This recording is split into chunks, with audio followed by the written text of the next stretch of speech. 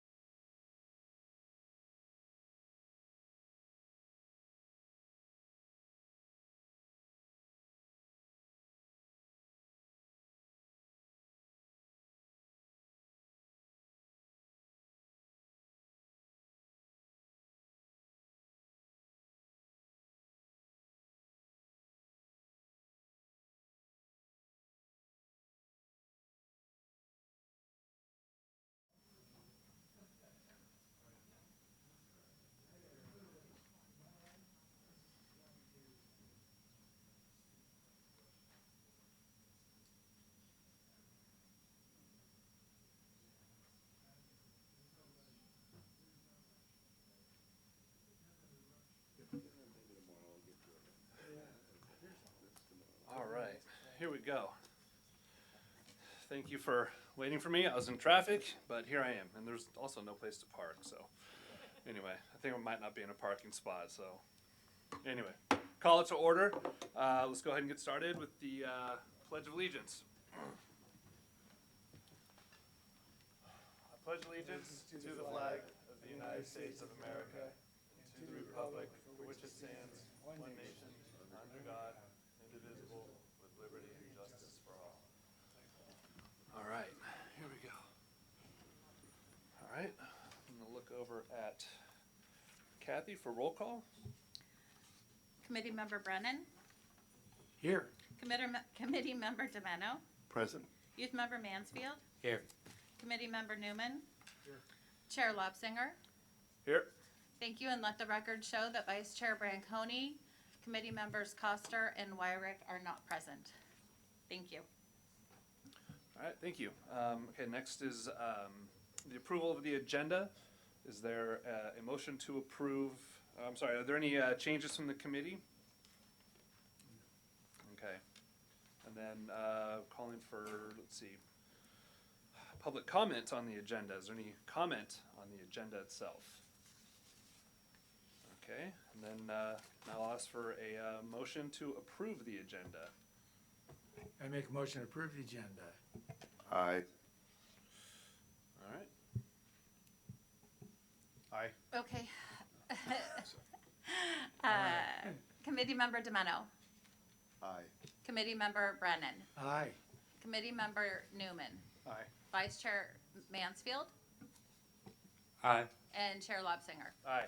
Thank you. The motion passes unanimously. All right, great. Now we're going to move on. We're going to go to switch over to public comment. Okay, at this time, members of the public may comment on any item not appearing on tonight's agenda.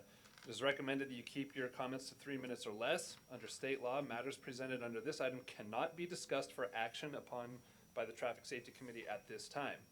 For items appearing on the agenda, the public will be invited to make comments at the time comes up for committee consideration. Upon being acknowledged by the chair, please step to the podium and speak into the microphone and begin by stating and spelling your name. And so I'm going to ask if there's any comments, public comments for outside the agenda right now. There does not appear to be any. Move on to the consent calendar. All items listed on the consent calendar are considered to be routine and will be acted upon by a single motion. There will be no separate discussion of these items unless members of the committee, staff, or public request specific items to be removed for separate action. This time, the committee may decide to change the order of the agenda. All right. Do we have any questions about the agenda from the committee? And, I'm sorry, the consent calendar. Any public comment on the consent calendar? All right. I'm going to call for a motion to approve the consent calendar. I make a motion to approve the consent calendar. I second. There you Hey. Okay. Committee Member Domeno. Committee Member Brennan. Aye. Aye. Committee Member Newman. Aye. Youth Member Mansfield. Aye. And Chair Lobsinger. Aye. Thank you. The motion passes unanimously. All right. We are moving along, and now we're going to move on to the regular calendar. The first item on the regular calendar is the election of a new chair or vice chair. Do I turn over to you now, Cathy? Turn over to Cathy. Okay. Annually, the Traffic Safety Committee conducts reorganization by selecting a chair and vice chair from among its members to serve for the year. The chair presides at the Traffic Safety Committee meetings, and the vice chair performs the duties of the chair during the chair's absence. The selection process for determining who will serve as chair and vice chair for 2025 will proceed as follows. I will ask for nominations in the position of chair, and then to make a nomination, members need only state, "I nominate blank." Nominations do not require seconds. However, other members may express support for a nomination by making a seconding speech. When there are no more nominations, staff will declare nominations for the position of chair closed and will allow public comments, if any. A roll call vote will be taken, beginning with the first nominee. If that nominee receives a majority vote, they are declared the winner and no additional votes are taken on the remaining nominees. If a majority vote is not achieved for any of the nominees, the nomination and voting process will be repeated, with the nominees voted on in the order of their nomination until a candidate has received a majority vote. The same process will then be followed to select a vice chair. So, do we have any nominations for chair? I nominate, if he's inclined, Adam. I think he's finally figuring it out. And since someone knows how to drive the ship, we should stay with the captain. That's my thought. I second that. We don't need a second, but thank you, I appreciate that. Okay, well, if there are no more nominations, how about we go with a roll call vote? Committee member Demeno. That's good. Aye. Committee member Brennan. Aye. Committee member Newman. Aye. Youth member Mansfield. Aye. And Chair Lobsinger. Aye. Thank you. Congratulations, Adam. We're happy to have you back. Thank you. All right. Okay, so now we'll move on to vice chair. And just for the record, Mark has said that he would continue as vice chair. He just was unable to be here tonight. Do we have any nominations for vice chair? I nominate Mark. Okay. Uh-huh. Any other nominations? Okay. Is there any public comment? I forgot to do public comment on the role of chair. But any public comment on anything? Okay, we'll go with a roll call vote then. Committee member Demeno. Aye. Committee member Brennan. Aye. Committee member Newman. Aye. And youth member Mansfield. Aye. And Chair Lobsinger. Aye. Thank you. The motion passes unanimously, and thanks for making my job easy. There you go.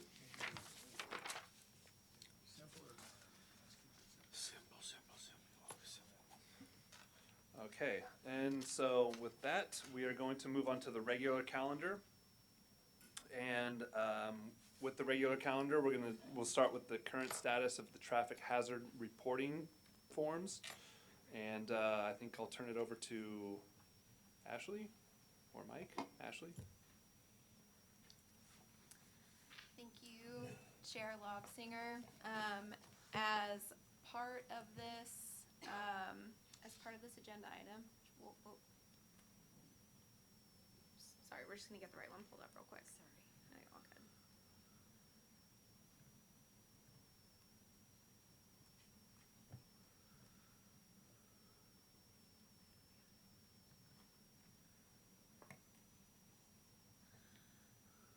So since our canceled February 4th traffic safety committee, we've received one traffic hazard reporting form. The traffic hazard reporting form included a request for a crosswalk between 5th Street West and Highway 12 along West Spain. This just providing background, this particular area has been included in a capital improvement project as part of the city's bicycle and pedestrian improvement project, CIPT 6. And part of that is that project is currently in design, so if we have to roll back the construction project, we will have a design for this, so if it needs to be done by operational means, that can be accommodated. But that is the only traffic hazard reporting form that we have received since the November meeting. And then a copy of the traffic hazard reporting form was included in your agenda packet for review, if you guys have any questions. And of course, at the end of this, we have our handy dandy chart of all of our outstanding traffic hazard reports, as well as our recent ones, and the archived ones are on the second page, if anyone has any questions. As I mentioned previously, this particular area is currently part of a design project to incorporate a crosswalk at this intersection. Which intersection? Is it 6th? It's at 7th Street West. Yeah, 7th Street West 7th and West West. Main. Yeah. Okay. And so that should, there are no crosswalks between 5th Street West and Highway 12, so this would situate one about midway. And just, I think you said it, but this would just be part of what, be rolled into we're hoping to do with Spain Street in general, or this would be a separate item? This is part of a separate item. This is part of our bicycle and pedestrian Oh, okay.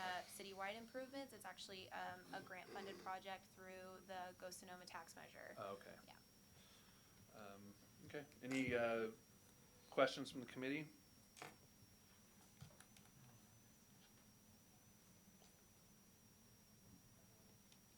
Okay, if there are any questions from the committee on this one, is there any public comment on this one? The possibility of a crosswalk between 5th West and Highway 12 on West Spain Street.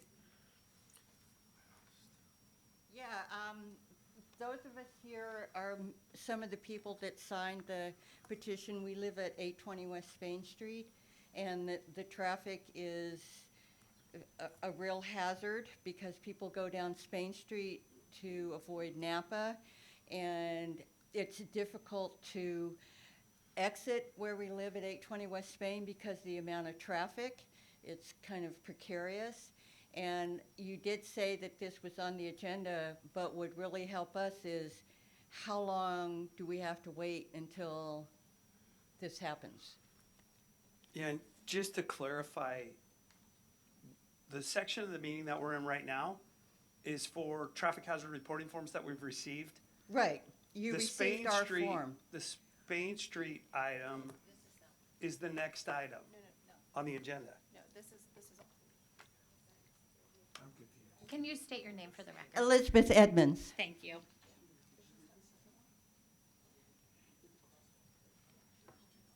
Yeah, so, just to clarify, if I have, what we're talking about right now is between 5th West and Highway 12. So Spain Street, which will cover 7th West and Junipero Serra, that specific stretch of Spain Street from 5th over to Highway 12, the request is a crosswalk somewhere in there to help enhance pedestrian safety, which is separate from Spain Street from the plaza to 5th West. So two different ones where the next one we'll be talking about Spain Street from the plaza to 5th West. Currently it's 5th West to Highway 12, and the request is a crosswalk there for pedestrian safety. And as Ashley pointed out, that is part of is it Measure M money, or it's bond money, so it's. So, we're talking about like the Napa Parts Store and Highway 12 and where West Spain Street intersects that, correct? Yes. Okay, From all the- right. from that I'm getting area. thrown by 5th Street West. Think of Yeah. Junipero Serra, Well- just in that stretch. Okay. Between. Yeah, and it's the entire stretch. It's the entire stretch in between 5th Street and Highway 12. Part of the Go Sonoma project, we have a crosswalk that's been designated, and that is currently in design. Right, And when we're done with design, we'll move it into construction phase. But what I thought I heard was like blocked going out of driveways and things like that. I'm not sure where 820 is and what block it's associated with, but that crosswalk is already programmed and it's part of a project. okay, yeah, well, 820 is from 5th Street West, you see Richards Concrete Construction Building. Okay, it's in this stretch. Yeah, Got it. it's in that stretch. Yeah, so this So- crosswalk is in that stretch too at 7th Street. Okay, great. We were just wondering if you're able to give us a time frame as to when this actually will take place. Or do you know? Just a reminder for public comment, it is just to come up and make a brief statement.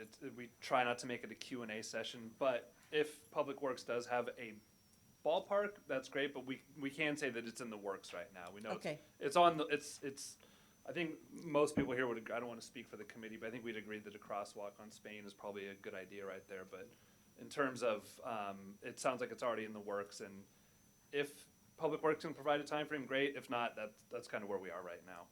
Okay. Thank you.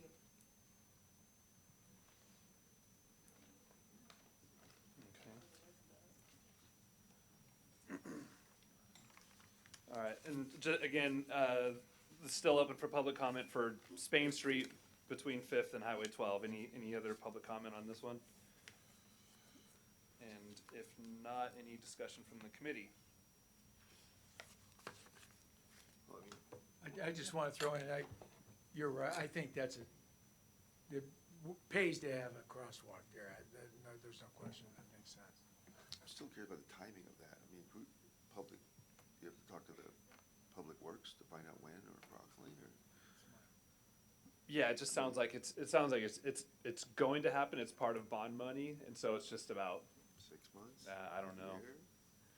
But- It's 2 current, years? it's currently, the project itself that incorporates this aspect is currently in design. We're about 65% through design, so to be clear, the project isn't out to bid yet.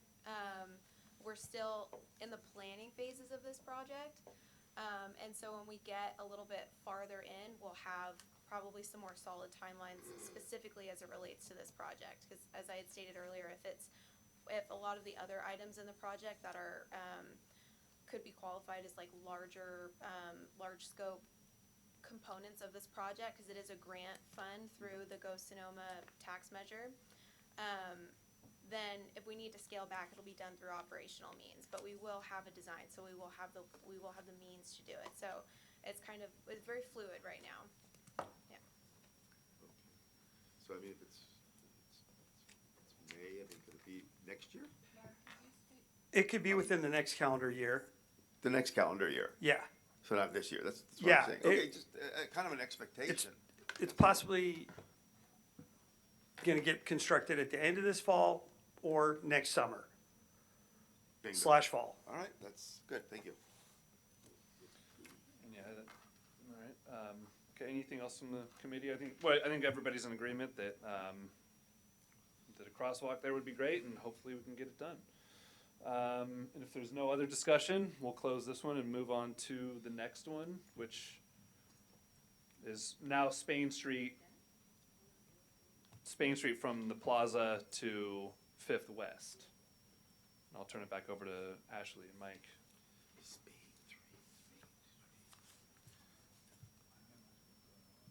Death forever.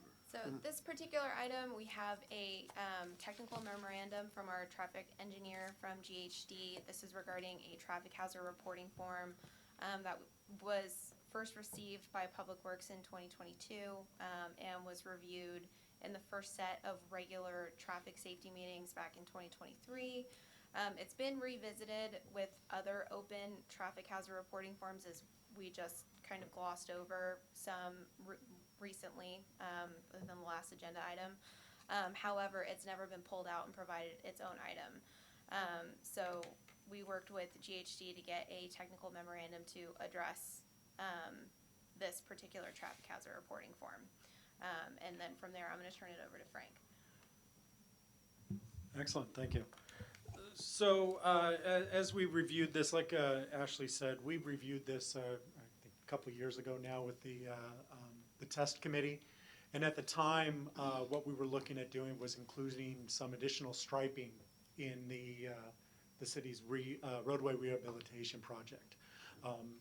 Also as indicated, and I indicated in the technical memo, the request kind of adapted over time, and most recently has adapted with response to the RFBs that we had installed out of the last TSC committee meeting. I guess it was November. Okay, back in November. So those lights are actually out there and operational. The latest request indicates that primary to the residential request with regard to the concerns with speeding along the corridor was a traffic circle at the same intersection we just recently installed the RFB. So 3rd Street being the entrance to Vallejo's home and the residential home, the residential intersection there at 3rd Street, which is approximately midway between 1st and 5th, which is the segment in question. Noted in the technical memorandum, I've got several traffic volume, historic and most recent traffic volumes, speeds related to the corridor, and inclusive of both the 85th percentile speed, which is that percentage, it's that statistically significant number that we've talked about in the past, and then the average speed of vehicles along the corridor. The speeds along the corridor average about 25, 26 miles an hour. The 85th percentile over time as well is about 31 miles per hour. The traffic volumes have really kind of ranged over time. Back as early as 2011, the traffic volumes, this is both directions, a full day's data would be about 8,300 vehicles. It reached its peak in September of 2017 at about 9,000 vehicles, and currently sits at about 6,200 vehicles a day. So the variation is likely also seasonal. We know the traffic in Sonoma is highly dependent upon seasonal variation. So whether or not those volumes creep back up completely to the 9,000, they could range between the 6,000 and 8,000 vehicles per day, even today. As I mentioned, the neighborhood concerns primarily related to requests for a traffic circle at the intersection of 3rd Street West, and a number of other measures, including pavement striping, pedestrian crossings, as well as actually going through pavement markings with regard to the bike lanes, bike facility signage, and also the commercial vehicle restrictions placed on the roadway. There are 3 signs, 2 and 1 in the westbound direction, 1 in the eastbound direction, indicating that commercial vehicles are excluded from the roadway. Also was a request that lighting at the intersection of 3rd Street be reviewed. So taking all those things into consideration, we came out with a number of recommendations to the committee for action. This includes, in review of the traffic circle, the traffic volumes kind of being the biggest note there. The neighborhood traffic calming circle, these are installed, and there was in the request, there was an example of several communities, City of Petaluma, City of Rohnert Park, that have installed some neighborhood traffic calming circles kind of on an temporary installation basis. So they're fairly crude, but neighborhood traffic calming circles in general, as I indicated in the technical memo, are really to be installed where the traffic volumes are fairly equal. The intersection could operate with or without all-way stop controls. It's really where the traffic volumes are fairly light. Now, the other concern when we laid this out at the intersection, geometrically, it looked like it could fit. However, the biggest constraint we ran up against was the crosswalks. Without any geometric changes to the intersection, just making it operate as a traffic circle, which would allow all the vehicles kind of entering, yielding to the circulating vehicles. If that were to happen, the crosswalks themselves would be located within the circulatory roadway. And that causes for concern because now you've got the mix of the vehicles where they're circulating and there could be pedestrians crossing the intersection at the same time. We've already addressed this intersection with regard to the RFBs and know that there's a fair amount of pedestrian activity here, moving from the bike trail to the schools in the area. So without major geometric changes to the intersection, likely requiring takes from both the state or even properties, residential properties, installation of a traffic circle at this location would be very difficult. A modern roundabout, given the traffic volumes and the speeds that we're looking at in the 31, 32 mile an hour 85th, those would also kind of lean towards a modern roundabout, which again would even require more right-of-way takes potentially at this location and be a bigger design, a bigger effort at this location than just a neighborhood traffic circle. So that ultimately was not part of our recommendation. However, we did agree that the pavement markings requested longitudinal striping, marking out a narrowing of the lanes essentially to that 10, 11-foot lane width outside the parking lane, as well as retaining the centerline striping, would potentially have an impact on travel speeds along the corridor. There was also a request for the share the road markings. Now these are a bike lane or bike route marking, and they're consistent with We have some other roadways in town that actually have the share markings. In my memory and even history of the Sonoma bike pedestrian master plan, West Spain Street is not designated as, in the current plan, as a bike route. So the inclusion of these markings would potentially take into consideration the local nature of bicycle traffic.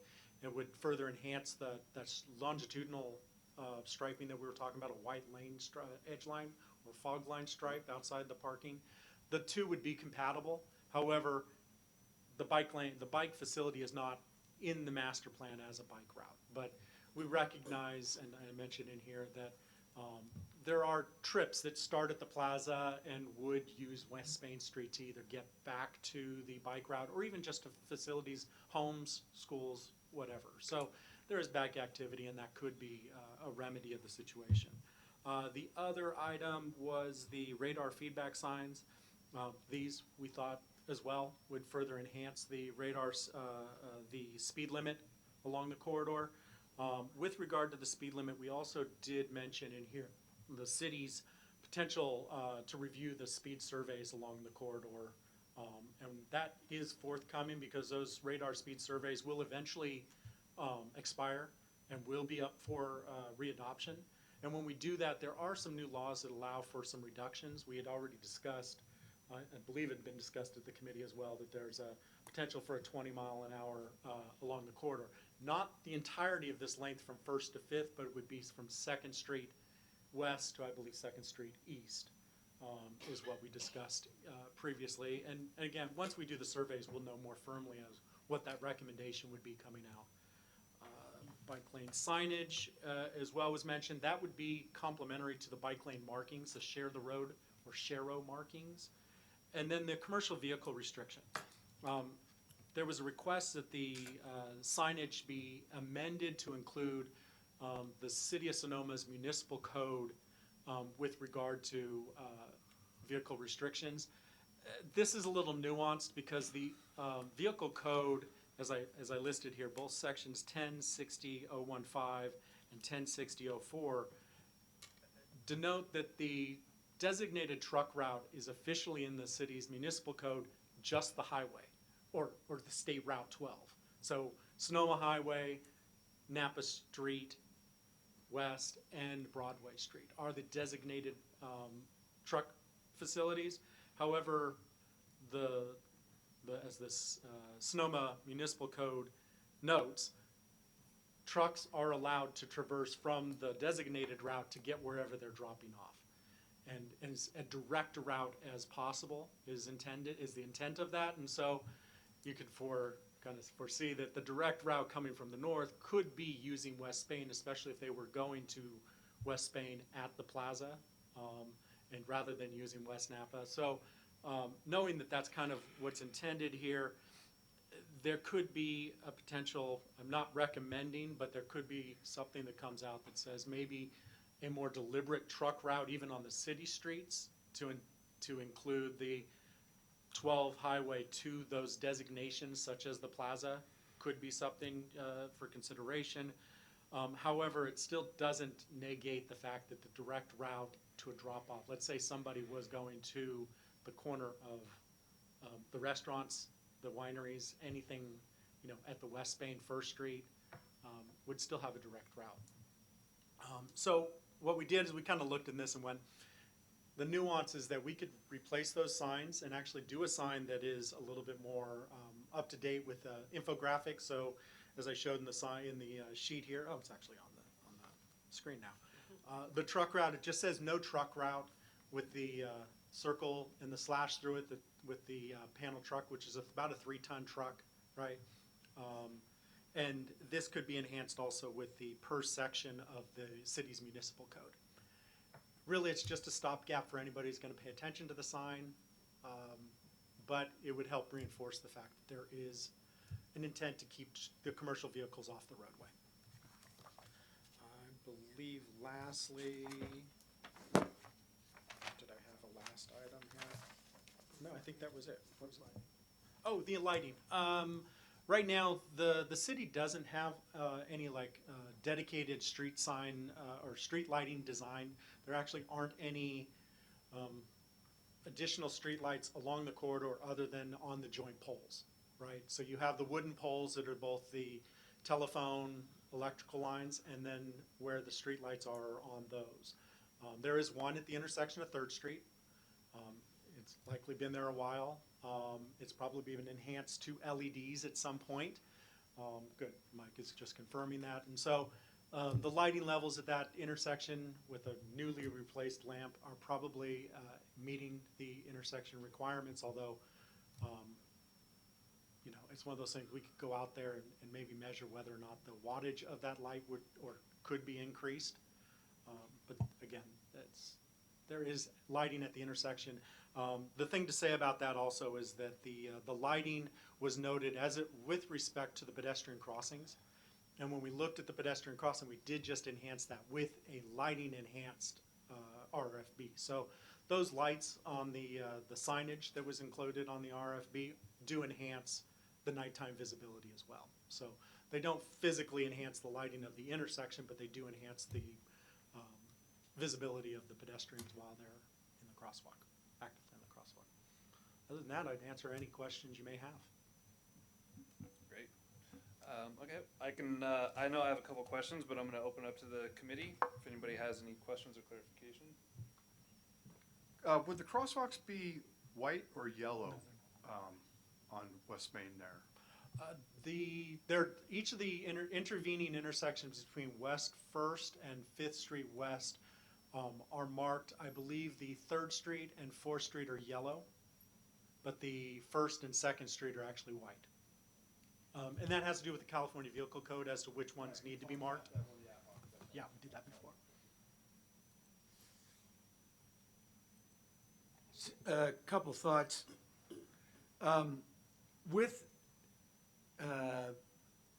So it sounds pragmatically like the crosswalks where the roundabout would be, can't be, there's one or the other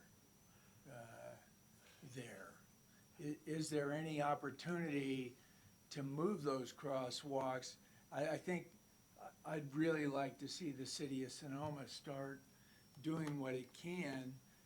As the chief has explained to us, stop signs are merely suggestions. And we have on the east side of town, there are, I think, 15 stop signs. And on the corner of 4th Street East and East Napa Street, every third car just goes right through. At least with a roundabout, that's everybody's paying attention. And we got a little bit difference going here. And if we can also have a crosswalk to get to the other side in either direction, toward Vallejo's house or toward St. Francis Solano or the plaza, is it possible to go, okay, well, we can't have crosswalks in the same place we have a roundabout. Let's have the roundabout, but let's move the crosswalks. I know they're not normal mid-block, but is there any reason from an engineering perspective or statistic that more people are killed in a crosswalk that's not, you know, at a corner? So if I follow the question is, could the traffic circle be installed and by relocating those Right. existing crosswalks so they're not in the conflict that I discussed? I guess the other thing I probably should do a better job of explaining is a neighborhood. So the traffic calming or the traffic calming circle or traffic circle that we're talking about really is, for all intents and purposes, still kind of like an all-way stop.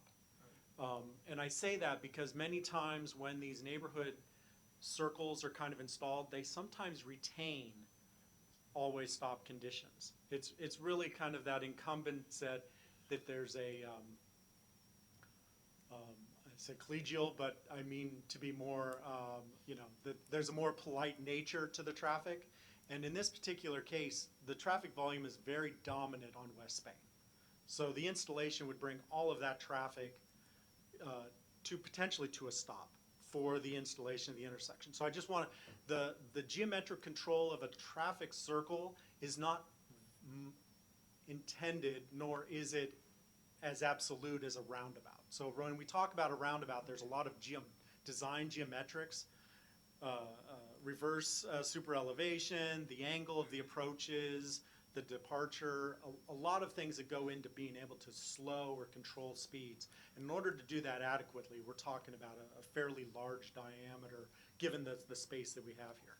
In order to do something like a traffic calming circle at this space, essentially we're calling it just an all-way stop, but we're saying drive around a planter in the middle or something that's placed in the middle. As far as relocating those crosswalks though, the crosswalks would need to be relocated back about 20 feet so that a car yielding to the stop or even at the yield line Right. sign would need to be further back. In a couple of the instances, I think we noted this last time, there's no sidewalk even on the Right. one side of the street. So Right. there's a substantial amount of construction that would need to be accommodated.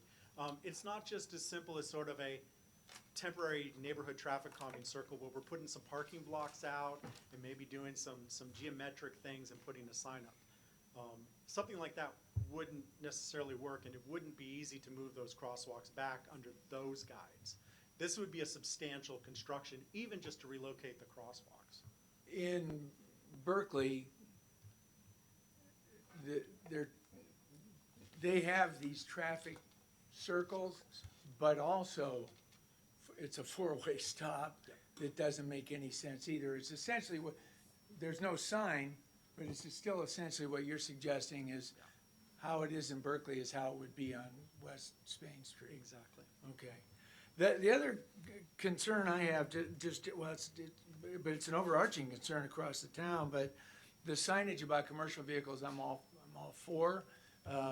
I live on the other, East Napa Street and Fifth Street East, and, Director Berger's crew was out there replacing, I think, the third or fourth paddle, pedestrian crossing paddle that was knocked down by an 18-wheel truck from Lucky's. Those trucks, there's not a Lucky's in the neighborhood. They use Fifth Street East. What I was told by Bob Smith, and I don't know if Bob's still on staff, he was originally charged with the opportunity to write a more toothy city ordinance that disallows the passage of commercial traffic unless they're making a direct delivery within a block or two. When I talked to Chief Cutting, the ordinance that's written currently is unenforceable because it doesn't have, by the chief's description is he couldn't drive his big pickup truck down, East Fifth Street. So that's not your job, right? That's not your job. But I think we need to, as a committee or otherwise, encourage the city to start really thinking about the use of commercial traffic because the 18-wheel trucks driving, I can sit in my backyard and I can feel any number of 18-wheel trucks going down our street. I'm sure Napa Street's got that same problem. And my general perspective there is let them use Broadway, let them use West Main Street, let them use Highway 12, and it takes them a little longer to get the delivery done, then too bad. Just for the quality of life for Sonoma.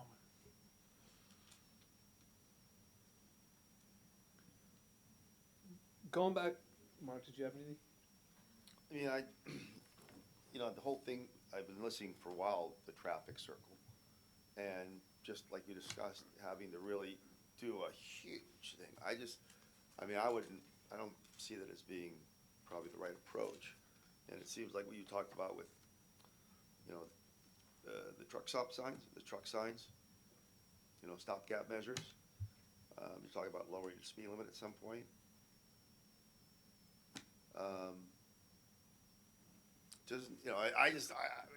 In looking at the different options, I don't see there's really much you could really do there. I mean, we've explored a lot of things.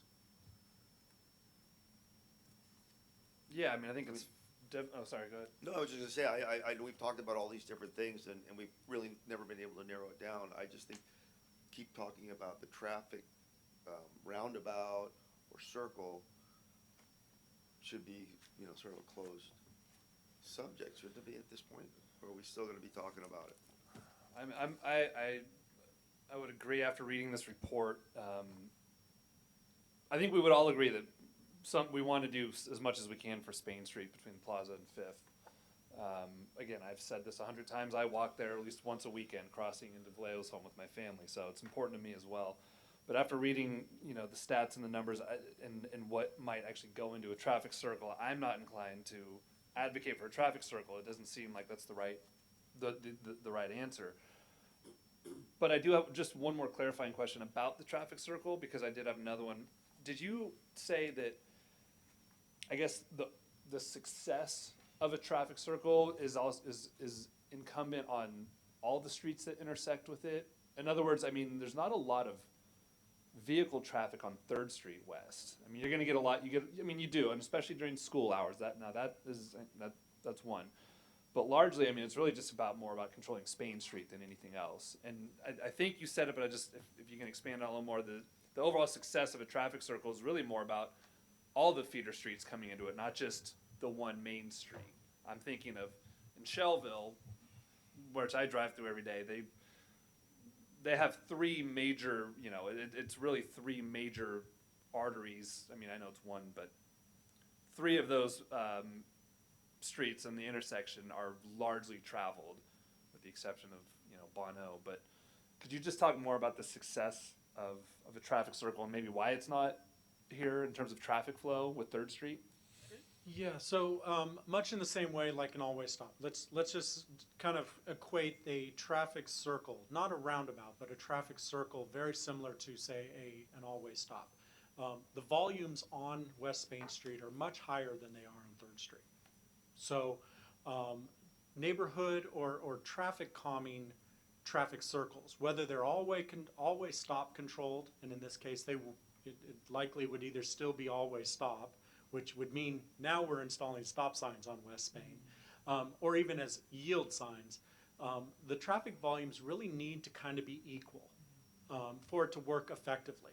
It's that polite or cordial approach to traffic calming, and the traffic volumes are so dominant on West Spain Street that I think West 3rd would have problems even if people were slowing and even yielding at this location, because the volumes are so dominant. And that's what's key. And the only way to really get those speeds down and the traffic volumes would be something more substantial that is a geometric control rather than just installing a stop sign or even a neighborhood traffic calming circle. Those alone are not going to do anything other than probably cause a lot more congestion and could, I didn't bring this up, but could move traffic to 3rd Street. If 3rd Street gets a bite at the apple, that could move traffic then to 3rd Street. And people coming off at Napa and going 3rd Street to then get to West Spain to then go 5th out, where they would not be using the signalized intersection of West Napa and the always stop at 5th and West Spain. So there's potential there. Okay. Unrelated to the traffic circle, but obviously knowing that Spain Street does need a lot of stuff, and I see there's a lot of stuff in the pipeline. You mentioned the striping for the bike route versus the general striping, but you said it's not designated as a bike route. So the striping would be a little bit different if we try. First of all, we would probably have to get it designated as a bike route to get bike lane striping. So the nuance here, again, it's traffic engineering. It's lots of acronyms and lots of nuance. But the bicycle and pedestrian master plan notes a variety of roadways that are either a bike lane, which is a striped separate facility, or a bike route, which is a shared facility. And the difference that you'll see is a white sign that says bike lane as opposed to a green sign that says bike route. And sharrows are likely, or not likely, they are associated with bike routes because they are a shared facility on the bike, on the roadway. So the fact that the route is not designated, and this, if I were to kind of go back in memory here, I believe it was the loss of parking to put bike lanes on West Spain that was kind of the issue very early on with that project, or with the master plan. And so it was decided not to put bike lanes on West Spain. Whether or not it could still be a bike route, I think there's independent utility in there being bike route signage, because there are, people could be traveling from a smaller trip, right, from the plaza to Vallejo's home and then taking Vallejo's driveway up to the bike route, rather than even just going up West Spain, West First Street.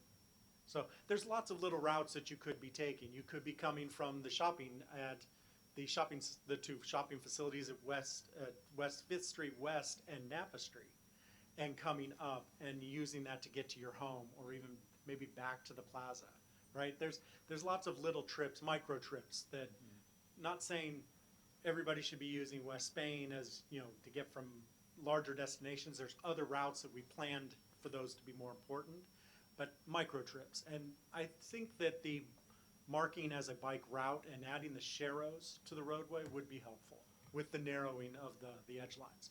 So there's independent utility. Whether or not it needs to be designated in the bike route, I think that may be a question that just needs to be asked of the planning department. Trying to think of who the community development. Just ask one quick question. And this is just your opinion.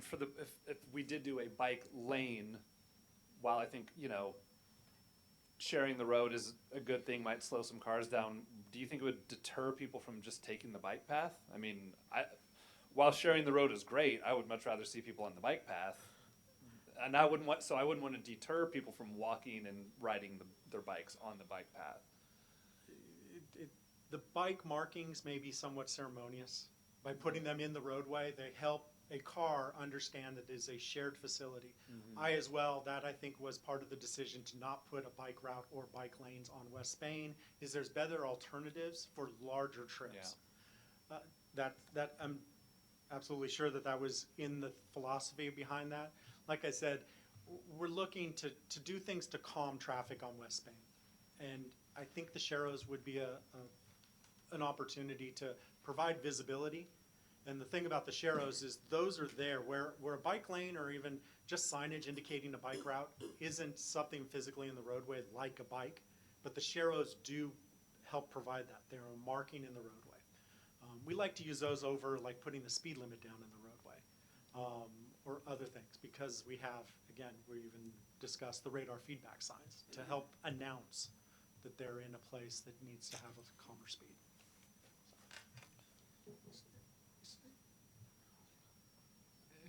Mike, so they did, prior to your coming on board, on East Napa Street, they put down striping. And I think there were some tests before and after regarding speeds.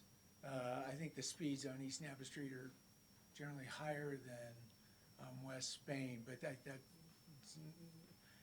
the other thing that happened was they referred it, when I was working with the planner, that it was referred to as a class 3 bike lane. Is that what you're talking about? Bike route is a class 3, yeah. Okay. Sorry, I didn't get into the specifics. Yeah, But it's class 1, like 2, making 3, sausage. yeah. Okay.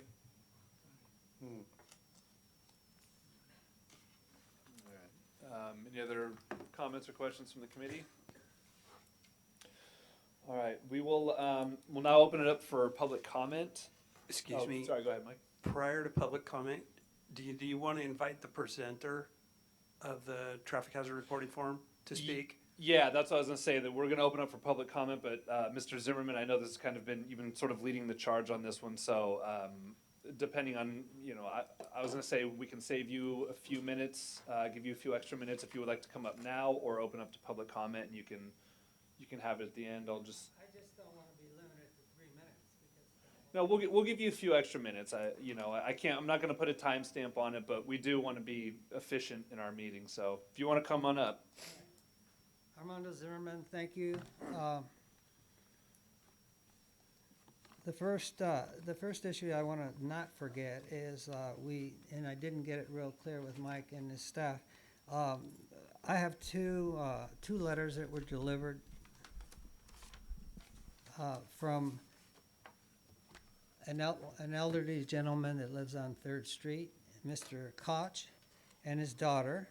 And so I don't know which one I can read to you in his behalf, because he did ask me to please read his letter and or his daughter. So I'm still confused as to which one I can read and which one I can't read. The one from him, all the members already got in an email. I sent it as public comment to them this morning. So that one doesn't need to be read. Kavanaugh Koch? Yes. Yeah, or Koch, okay. Then will you allow me, in behalf of Kelly Koch, to read her letter? Yeah. Okay, good. Kelly Koch, 365 West Main Street. Dear members of the, well, she put city council, but I'm sure she meant this, this group now.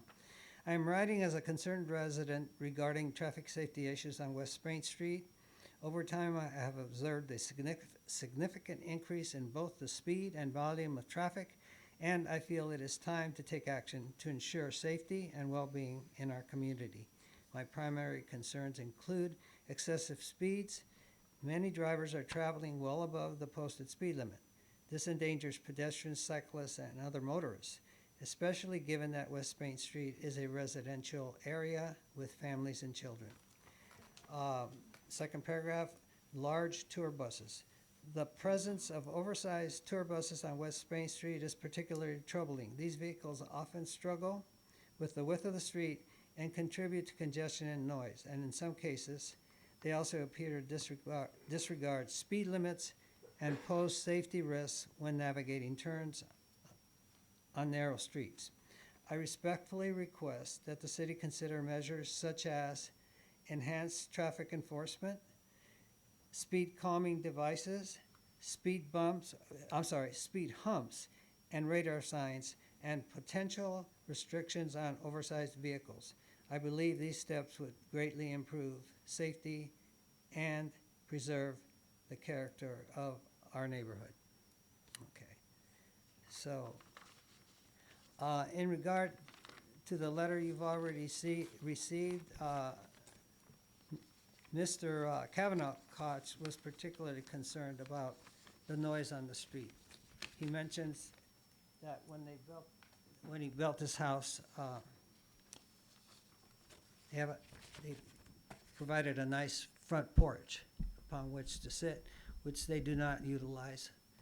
And they don't open their windows and doors. That's by his testimony to me, because it's too loud on that street. And I have to concur. That happens from where I live. Okay, I think what I want to do is I would like to look at, and I see something in front of here, but I think it's the memorandum, correct? I made some notes starting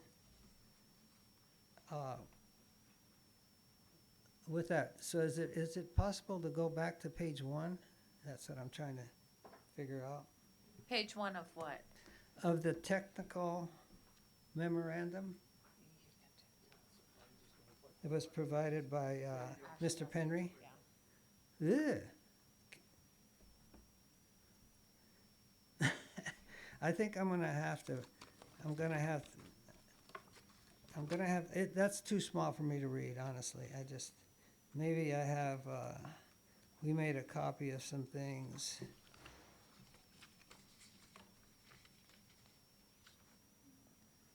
No. It's too hard for me to read. Sorry.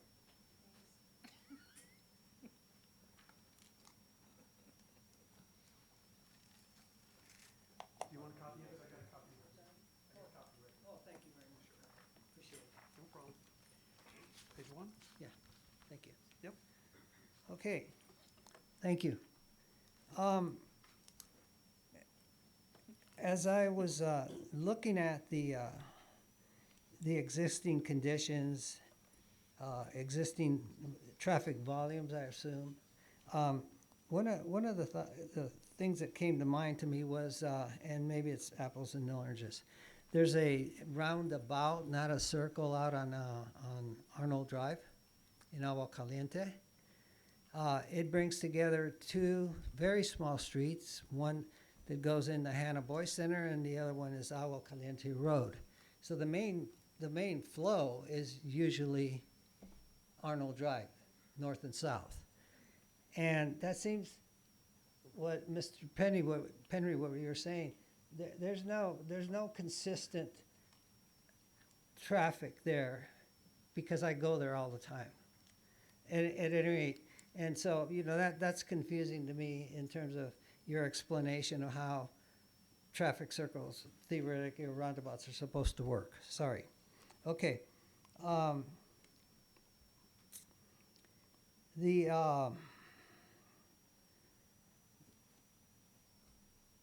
want to jump to one thing that wasn't mentioned, or at least I didn't hear it, were the red curbs.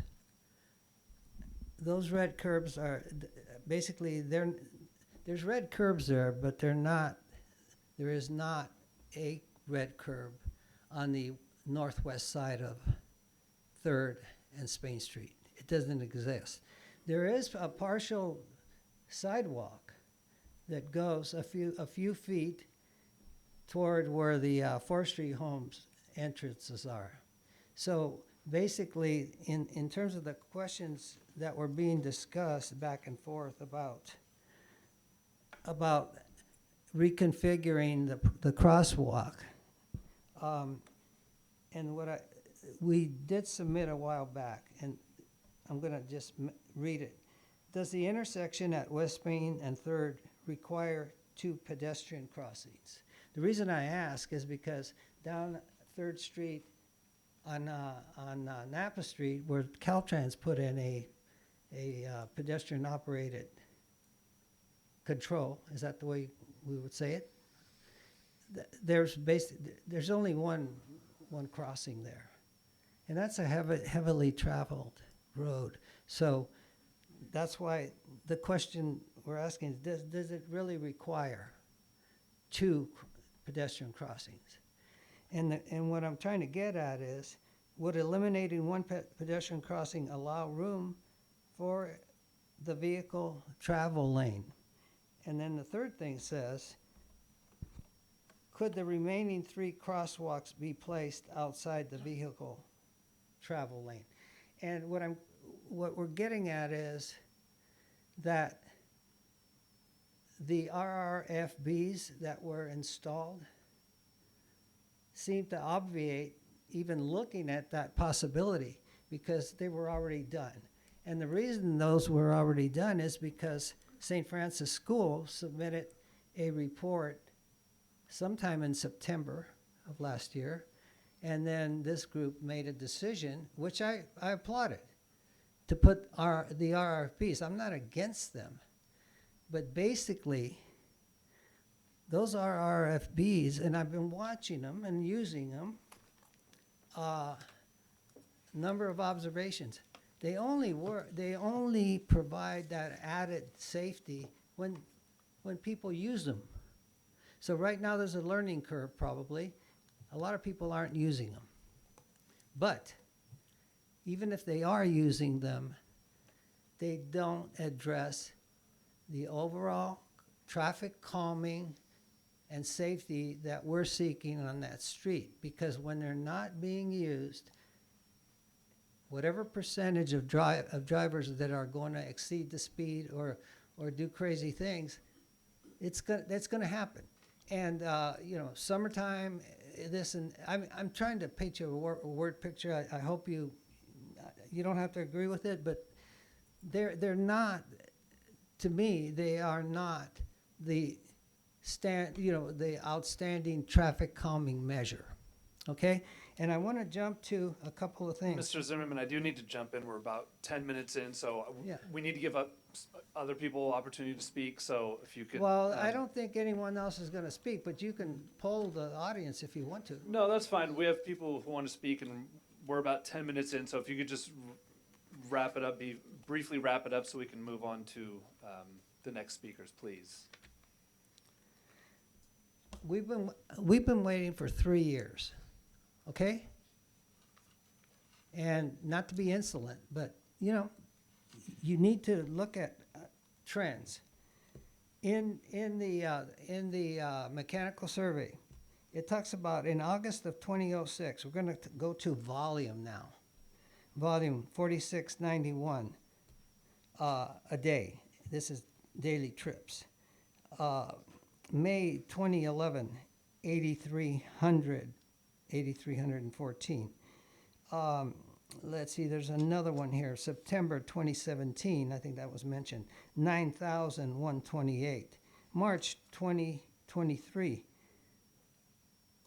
I took it from this survey itself, 36,000 vehicles, and it was approximately 4 days. So we're right up there at the 9,000 if you divide it by 4. Also, there's a big variation in terms of when the surveys are done. There's this high peak that tonight, Tuesday market.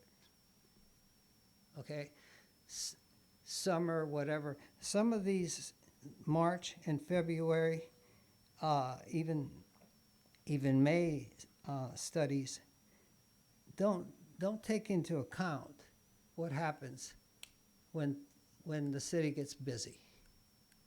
And there's a trend from 2006 to the present that's up. I don't know if we've plateaued, but maybe not. Okay. Okay, Mr. Zimmerman, I do need to ask you, we need to let the other people have a chance to talk, please. We're going on. Who is going to talk? We have people we have Oh, okay. a few. So please, Mr. Zimmerman, thank you for speaking, but I do need to let other people speak now.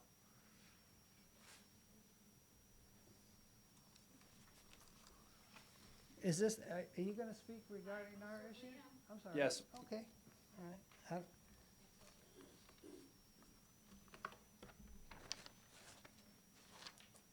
Thank you, sir.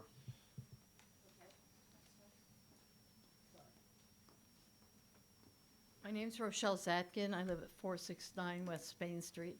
Before Could you spell your last name for me? Z as in zebra, ATKIN. I just want to clarify something to you, Mr.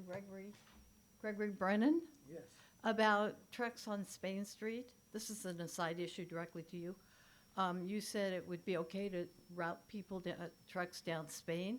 No, I didn't. Oh, I thought I heard you No. say that. Okay, okay, I want to make it really clear. yeah. I think the trucks need to stay on the state highway. Oh, okay, I'm with you. Simple as that. Because they're all over Spain Street. I've They're lived- all over town. Yeah. I can't So stand what it. I want to say is I'm going to be brief because I have to be somewhere.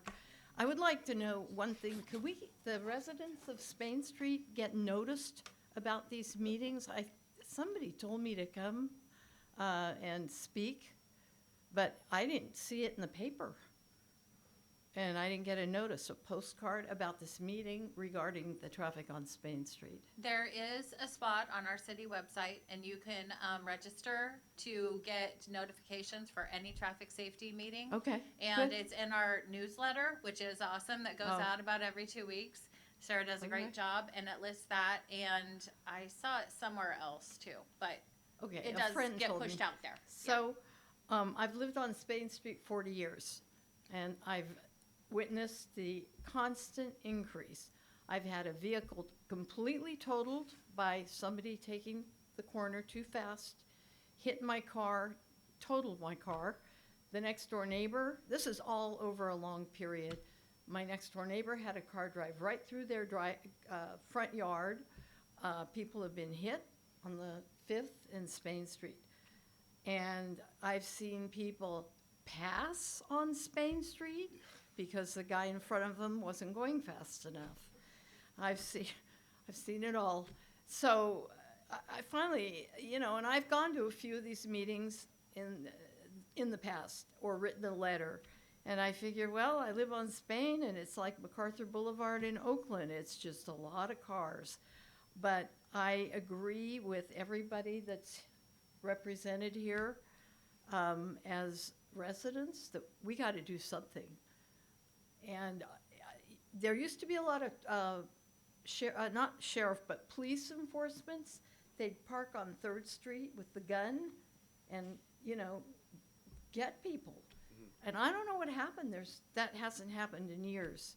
I'm in favor of speed bumps. I think that'll just slow people down. So that would be my pitch. I would like to continue to come to these meetings. I'm not going to talk long, but please come up with something, because it's a freeway. What's that? Thank you. I don't know. That's a new one on me. Yeah. Thank you. I didn't initiate that. I didn't either.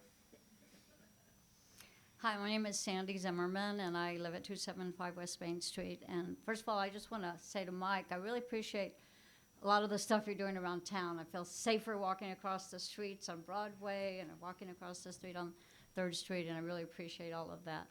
I have to say, though, I'm really disappointed to hear that there's not a lot we can do, or you're saying there's not a whole lot we can do to slow down people, because it's really speed that's the issue.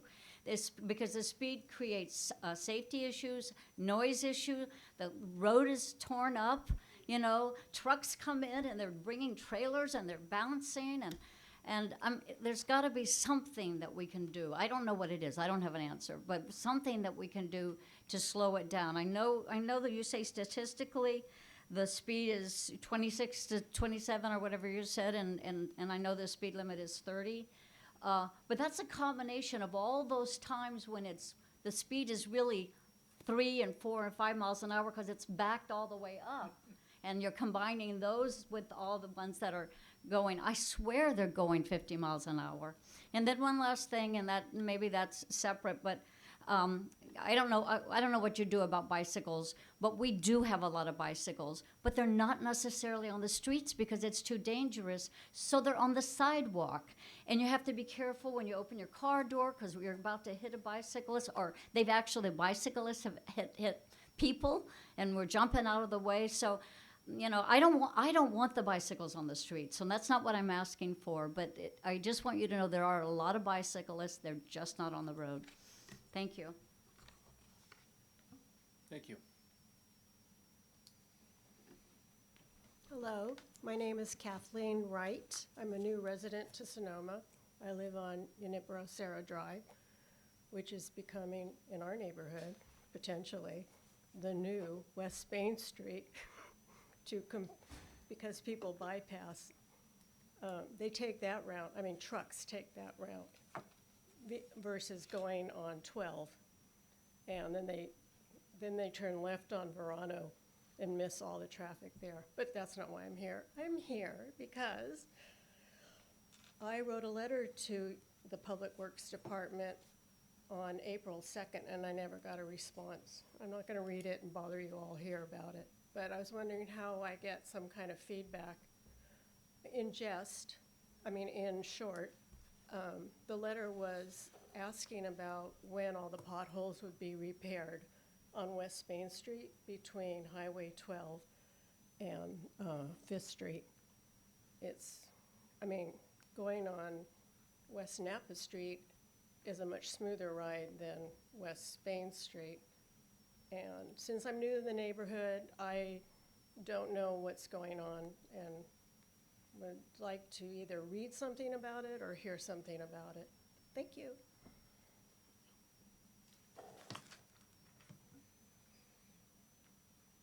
Thank you. I can't speak on behalf of Public Works about the letter, but Mike, if you want to jump in, feel free. What's that? Oh, okay. I didn't know if you wanted to address it. Is public comment closed? We can. Is there any more public comment regarding this item?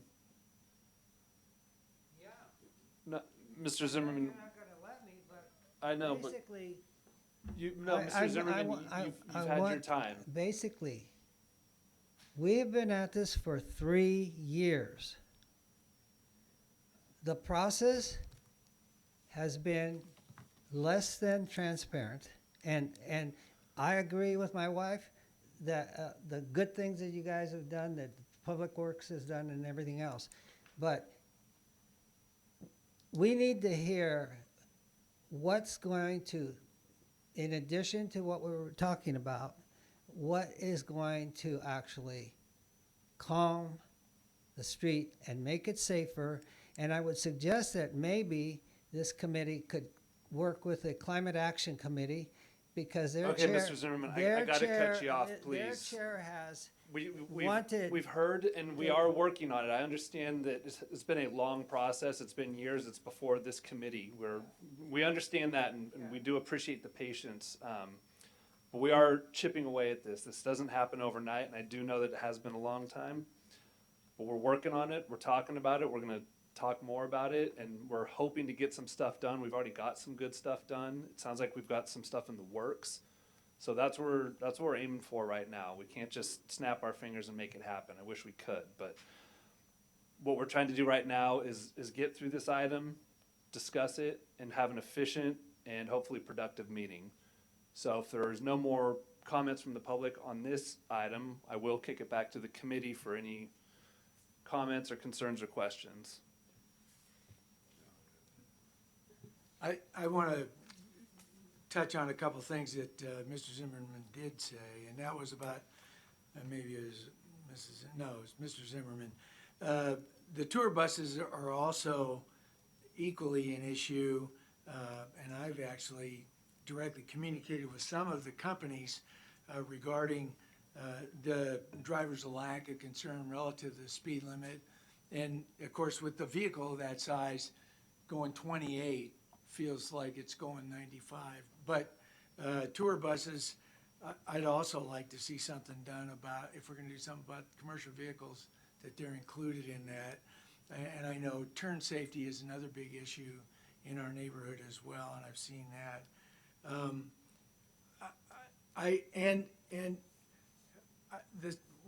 I felt personally, since we've seen the table go in, somebody was talking about sitting on the front porch. We actually use ours now. We didn't do that before the speed table went in, and I know we talked, Mike, a little bit. I'd like to encourage the city to not just do speed surveys, but also noise surveys once a traffic calming device has been implemented, because it's made a substantial improvement on the quality of life in our neighborhood. And the noise is tough, and speed has a lot to do with that. Anyway, that's my last 2 bits on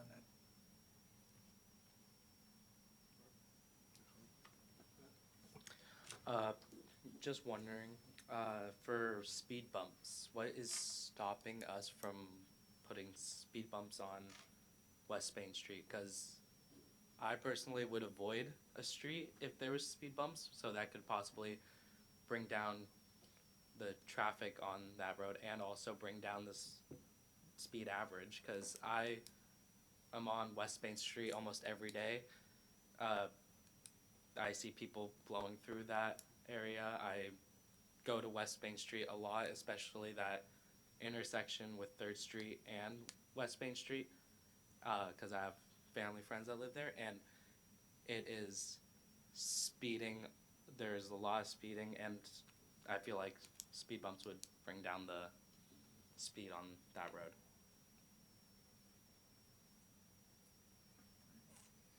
Yeah, and I know we're kind of getting into our next agenda item, and this is kind of discussing. I think the concern really overall is the speed, and if you reduce the speed, you reduce the noise, you probably reduce people wanting to just drive on that street. And so I guess I'll reiterate it. Have we looked at anything that's speed table, speed bump, non-offset speed table, to be specific? Anything else? Is that in consideration at all, or? So let me go back and remind a little bit about the situation on 5th Street West, or I'm sorry, East Napa. Sorry, thank you. East Napa Street kind of came to a conclusion with the installation of that after a little bit of back and forth. I think it even went to council and back and forth between the TSC, right? That largely came to that conclusion because we didn't have a traffic calming handbook or toolbox per se to deal with. Recognizing the significance of West Spain Street and what it represents in the city's network. That is why we actually have now, there's been several ad hoc, and I think it's another item on the agenda tonight, to talk about the neighborhood, or the city traffic calming program. The reason to kind of deal with that is a significant roadway like West Spain Street that carries the volume it does because of the limitations of the capacity of 12 East Napa, or West Napa, right? State Route 12 has a bit of constraint as to its, if you look at the two, they're not unlike each other, West Spain and Napa Street. They're both a single lane in each direction. Every third or fourth intersection is signalized on Highway 12, right? For 2nd Street, 5th Street, and then there is now the Hawk system at 7th, and then it's signalized down to Sonoma Highway. So there's a number of traffic signals as well. So what we started to look at, especially with regard to the traffic calming handbook, was to make sure that traffic calming gets installed where it's appropriate and what measures are appropriate. Staff was not in recommendation initially with regard to the traffic speed humps, the speed tables, the bumps, anything. There was also a bit of consternation or objection from fire and police with regard to, or at least the fire department, with regard to the installation of those.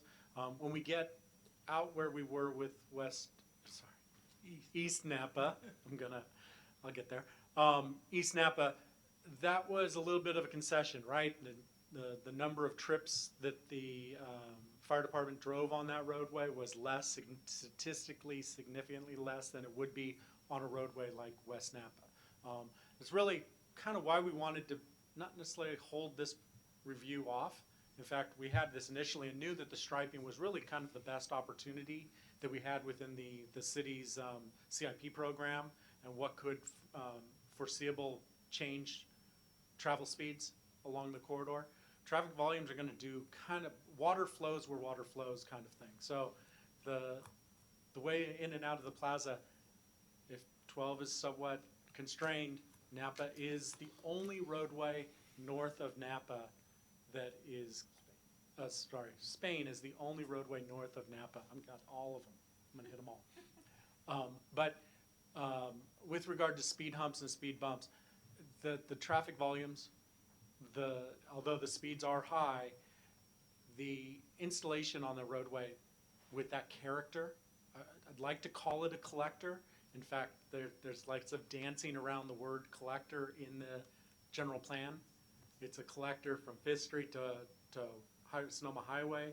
It's not specifically called out as a collector to the plaza, but it's noted as a significant roadway with significant volumes. And it is providing that network to the city. So, again, kind of dancing around it myself, but putting speed bumps, speed humps, lumps, you're talking about significant network issues. You have the police department at this location likely using that route. You have the fire department at 2nd using that as a route. Again, I wouldn't recommend it. I would remain resolved in the fact that it's not a roadway you want to install bumps. As well, the vibration. So we mentioned the noise earlier. Those tables are not directly in front of your house. And I think there were complaints. There's some issues with regard to speed tables kind of presenting some noise and vibration associated with them. And we knew that from the beginning. But speed tables, bumps, lumps, humps, anywhere along this corridor is going to lead to similar issues. Okay, thank you. Don't feel bad. I was born and raised here. I still have to think about the streets. I just have to stop. I delivered. I used to be a delivery boy here in town, and it's east, west, it's north, south. Okay. Any other comments from the committee? Questions? No, will you talk about the no truck sign and the bicycle thing? And the stripes. Can that be done relatively soon, easy, quick? They're fairly low cost, low low effort, although there is a, like if we were to do that striping now, it would be thrown away with the road rehabilitation project. So it would be a replacement at that time. So that's, initially, that project was potentially scheduled a little bit earlier than it is now. Right now, you said it next fiscal year, or this coming fiscal year. Yeah. The Spain Street project for paving's been budgeted for FY 26-25. So it'll happen within July 1st through June 30th. And the striping will get done along with it. That will get done as part of the project.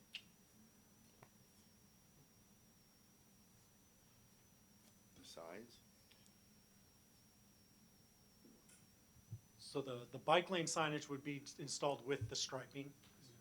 The truck signs, I guess that's just a result of the direction, right, that and the radars? So I think part of in the agenda item summary is for the traffic safety committee to provide direction to staff. So if you'd like us to look into the installation of signs, if you'd like us to look into, any number of these recommendations or items, that's most definitely something we can do. In terms of making a decision right now, we don't have an agenda item to formally adopt or approve the signs, but that could easily be done at the upcoming traffic safety committee if that's the direction you guys want to go in. Yeah, I would think that if those signs are not part of what's planned for Spain Street coming up, then I would recommend putting those signs in. I don't know if we need a formal motion, but I know there's a lot of stuff already in the works, and if it's not part of it, I would say throw some signage in there for sure. How about I make a motion that we put no commercial trucks allowed, or whatever the correct verbiage would be. And do we need the formal motion? Do we need a vote?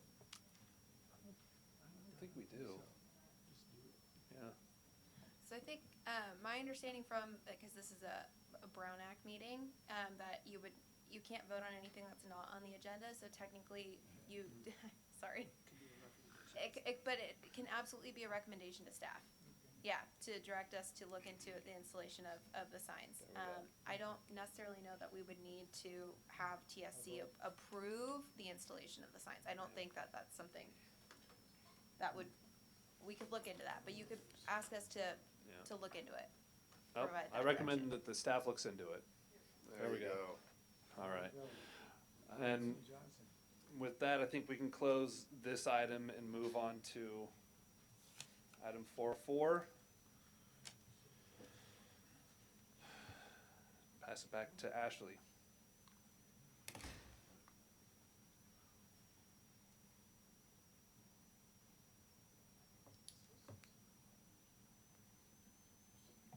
Thank you, Chair Lobsinger. This is an ad hoc update for our traffic calming ad hoc. We met on Friday, April 4th, and that included committee members, Chair Lobsinger, Mark Domeno, and John Newman. City staff included myself and Frank Penry, our contract traffic engineer. This traffic calming ad hoc met specifically to review traffic calming measures tier 1 and 2. So this will be the first time that the traffic safety committee will be reviewing a draft of the traffic calming plan. So previously we reviewed traffic calming measures tier 1 as well as deciding and agreeing on an overall structure. So this started as a draft from another city, and that's kind of what we took as our base document, and worked with GHD to amend it and incorporated your feedback from all of those meetings in the overall draft, which is what is attached here on our agenda item summary. And so my plan was just to run through this so that everyone who has not seen this, I think there's youth member Mansfield and committee member Brennan, I think, are the only two people who haven't seen it, given that the other three are ad hoc committee members. But we are going to run through this, and you'll provide feedback.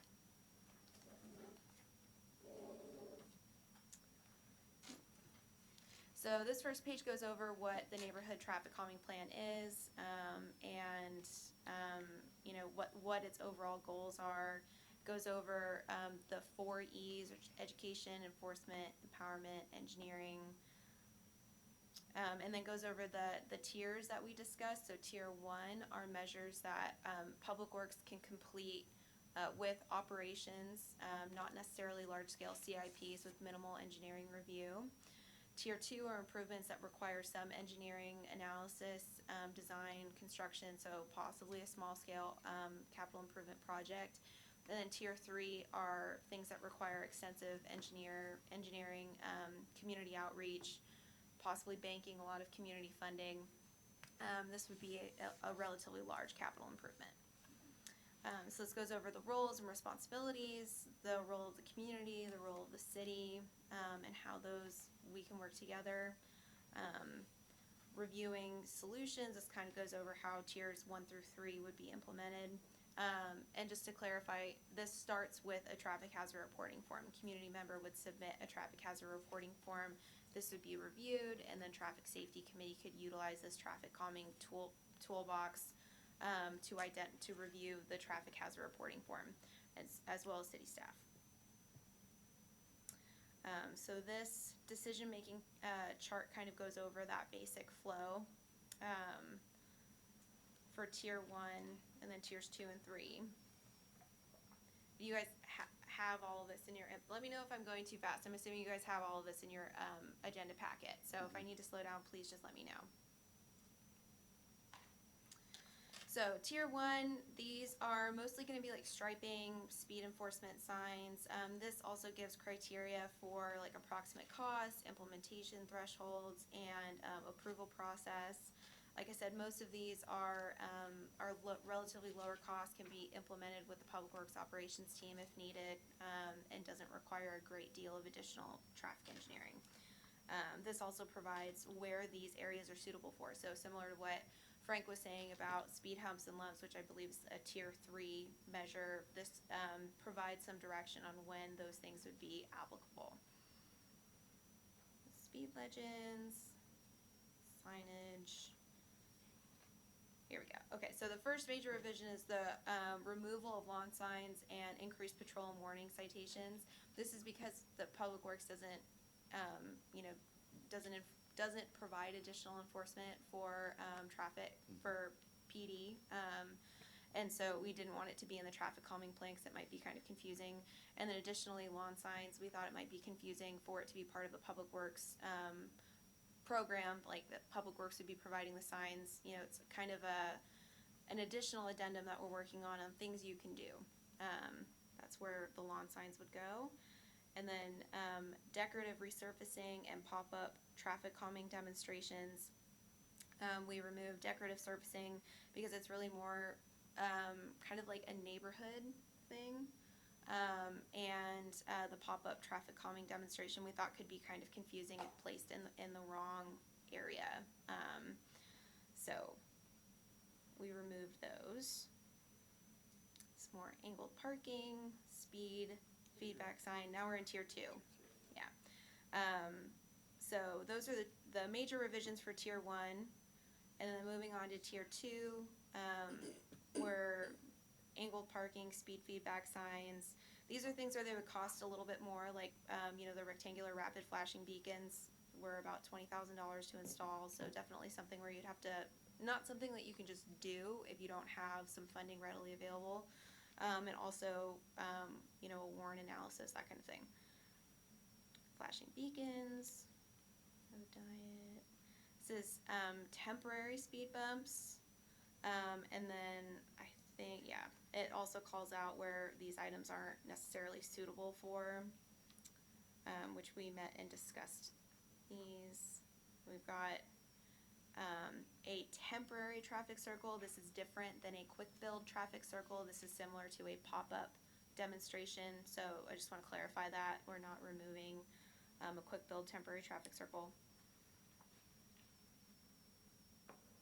And then moving into tier 3, these would be like large scale capital improvement projects that would require a decent amount of funding and require, they're large scale construction projects.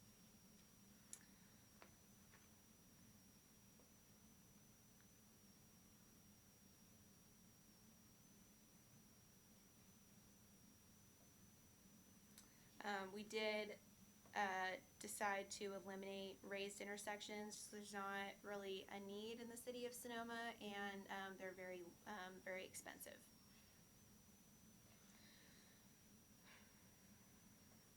Full closures, okay. And then this prioritization scale is basically how, you would assign points to like a traffic hazard reporting form, like where would this fall here? And so this is kind of to help guide prioritization for those complaints that come in. And then this matrix, which maybe I should have started here, is this is basically everything that is in the traffic calming plan, the criteria, where they're applicable, where they're not, and then whether or not they would be suitable for the specific types of problems, which is noise, pedestrian safety, vehicle accidents, traffic volume, and speeding. So it has a little legend down there for appropriate, maybe considered, not applicable, etc. And so it also goes farther into residential types of intersections, non-residential. And so the ones that we recommended to remove do have a red strike through them.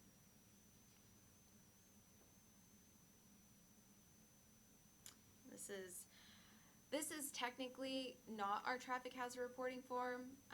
However, I don't think it would be a bad idea to utilize this moving forward, because this definitely narrows down the types of concerns and can provide a much more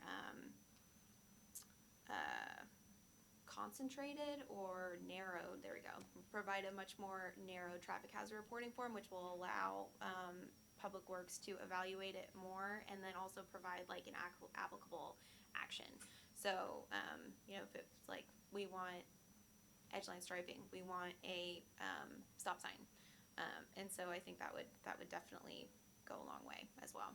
So just want to highlight that that's technically not ours. And then the petition, which is not dissimilar to what we have now. It's just we don't call it that.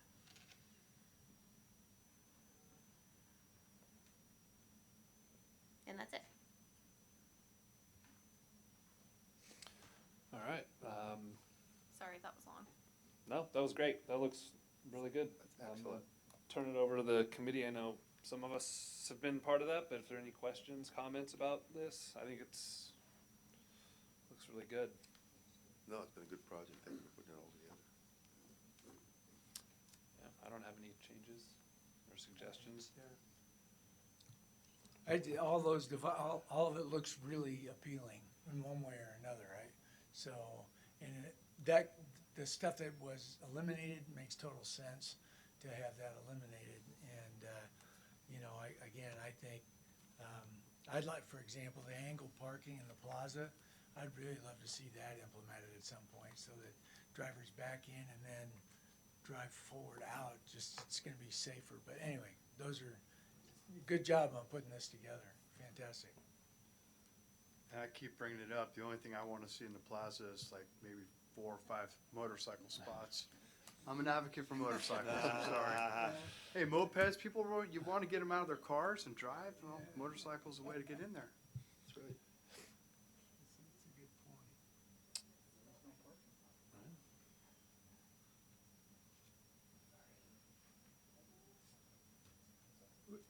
point. Would this be given to, so if I come in with my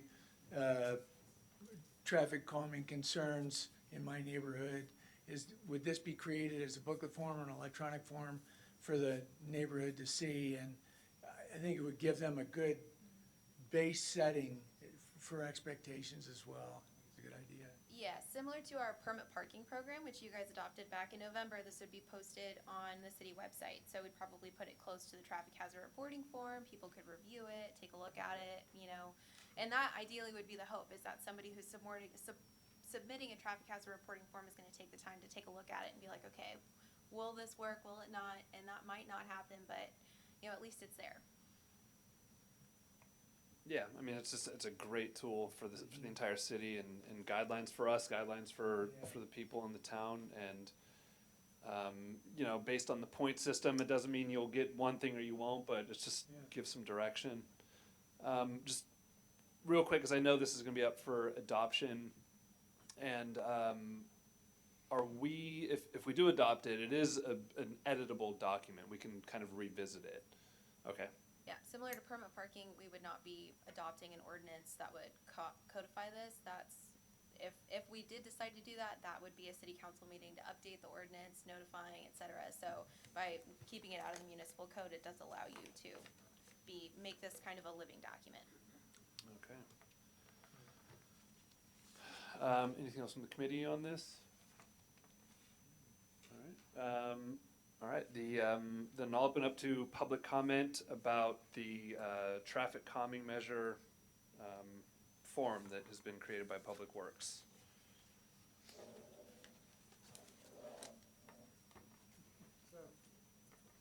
Does this have to be limited to the form itself, or how about the other examples?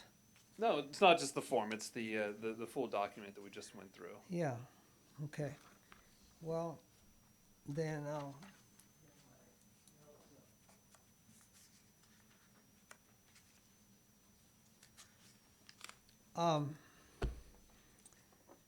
The idea that you're eliminating, you would be eliminating in this document, the temporary traffic circle. I'm a broken record. Petaluma used a temporary traffic circle, and then they checked it out with the city, they checked it out with their population, et cetera. And I personally spent some time down there, and there were some people walking in the street, we talked about it. Some liked it, some didn't. But they all seemed to agree that it slowed down the traffic in that particular case. But by eliminating a temporary traffic circle in the beginning, I don't know if that possibility would arise here. But by eliminating it, you're eliminating it. That's part of what I have to say about that. Now, I don't understand the idea of running from volume below 5,000 to, again, we've gone through some of this already, volume below 10,000. Well, again, some of these measures I think, have to address that volume is a really important thing, more than talking about the 85th percentile. I've been to meetings where in neighborhoods that people have fought back about from that 85th percentile. It doesn't seem to fit the city of Sonoma or cities like Sonoma. We're really talking about more just realistic issues in terms of what's happening and what's not happening. So, I would just suggest that you just look at things a little more clearly rather than using these. If you're thinking about using this as an example, that's fine. But to say this is how we're going to go, I think it's just limiting, and you can't think outside the box then. That's it. Having gone through a form and to get people's feedback, et cetera, one thing that made it really difficult for us was that we followed the form, and it basically asked for the signature, this printed thing, and then a phone number. It's really hard to deal with getting the information back to the people, especially if you have, like we had, over 30 people. Now, some have moved, some have died, et cetera, but we started out. It's very difficult. I would suggest that I assume you can't require emails, but some asking for them, because it would be so much easier to contact folks. And if, say, a coordinator like my wife and myself receives something from the city, it'd be much easier to get it out to those, if it's 10, 20 people. Otherwise, it's very, very difficult. And so, I would look at this form as a possibility, but the idea that that these little lines that would basically indicate the measures that might be taken, that's just not gonna work. People are not gonna be able to. I don't think the city could get their measures in here unless you adjusted this, the format. Let's put it that way. So. All right. Thank you, Mr. Zimmerman. Yeah, Appreciate the comments. I'm sure. Thank you.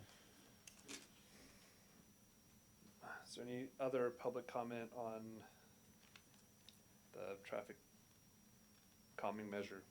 Sir? My name is Pete Hogan. I don't live in Sonoma. I live in Oakmont. We have the same problems there with the traffic. And it just seems to me that with all the different solutions that have been proposed, there's a lot, an easy one, at least from my viewpoint, is at the entrance coming in from Highway 12. You put the sign that says, no commercial traffic. You also put a notice that there is going to be a radar unit on that street. And also, I don't know about the manpower situation with the sheriff's department, but you put a marked unit parked where the speed begins on West Spain, and that will have a calming influence on there. And if not, it's going to give you a little more revenue from the tickets that they write to do some more improvements for all the potholes. Thank you. Thank you. Just for clarification, I was a highway patrolman, so I know a little bit about traffic. Mr. Hogan, I'd say you're in good company. We have 2 Sonoma County sheriffs and the chief in here, and then I've been a cop for 12 years, and Mr. Newman, to my right, was a cop for 33 years. So, law enforcement right here. Just to kind of, I just put, I know we said this already, but just to kind of go back to Mr. Zimmerman's comments. Now, these are guidelines. They're not the end all be all. If you don't hit these marks, you do get something or you don't. This is just to give guidelines to the community, to us, and it's all based on, similar cities, best practices, and again, like we said, it is subject to review. So, this isn't etched in stone, but this is just a really good guide for us in the city that I think Public Works and Ashley put a lot of great work into.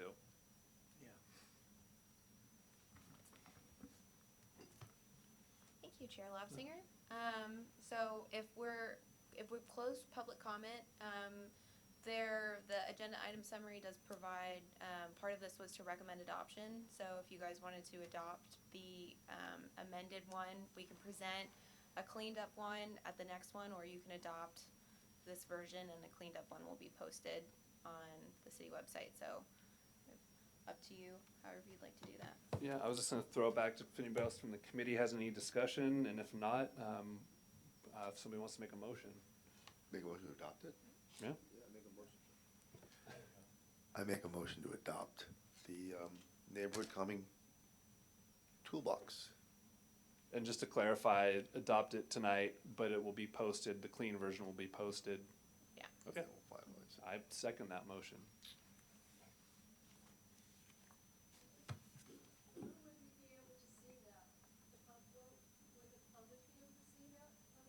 Yes. Yeah. Now, and we haven't officially adopted it yet because Cathy still needs to do a roll call, but yes, we'll clean it up. It'll get posted on the website with where the traffic, ideally where the traffic hazard reporting form is.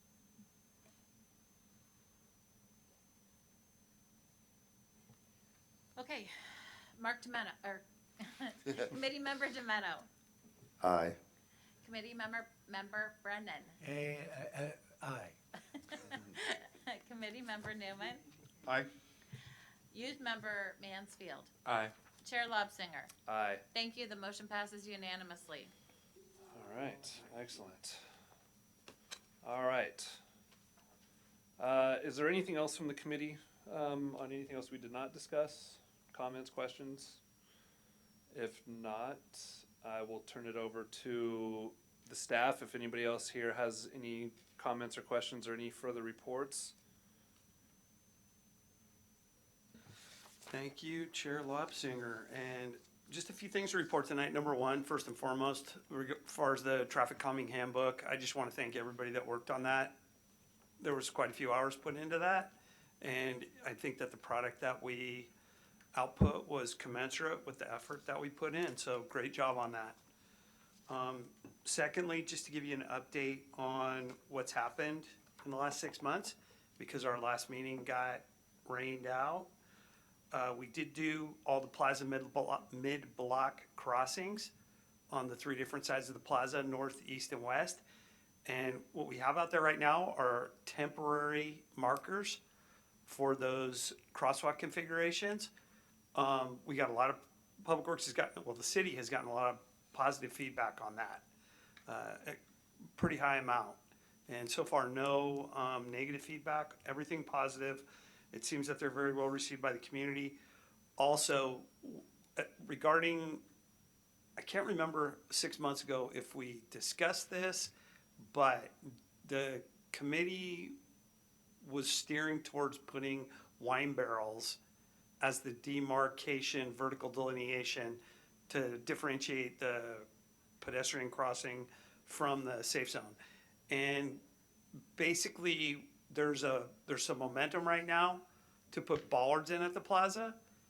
And we're gonna be taking a look at those crosswalks as a potential location for bollards also, to come up with a more standard vertical delineator at the plaza. This is gonna be discussed significantly in the future.